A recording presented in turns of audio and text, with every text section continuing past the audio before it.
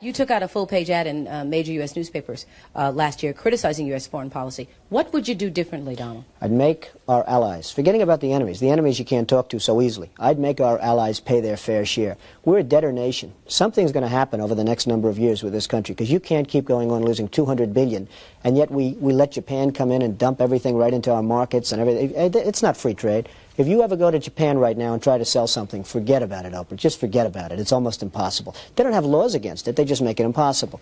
They come over here, they sell their cars, their VCRs, they knock the hell out of our companies.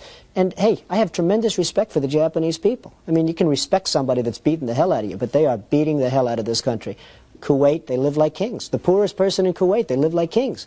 And yet they're not paying. We make it possible for them to sell their oil. Why aren't they paying us 25% of what they're making? It's a joke. This sounds like political, presidential talk to me, and I know people have talked to you about whether or not you want to run. Would you ever?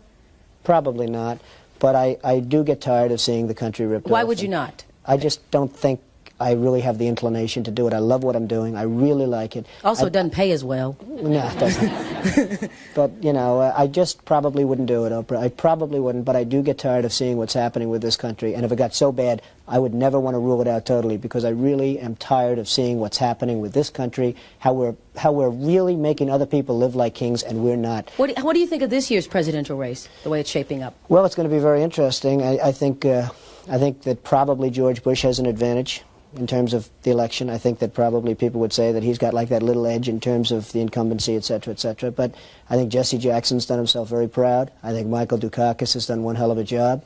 And George Bush has done a hell of a job. You know, they all went in there sort of as semi-underdogs, including George Bush, and they've all come out. I think people that are around all three of those candidates can be very proud of the jobs they've done. You've said, though, that if you did run for president, you believe you'd win.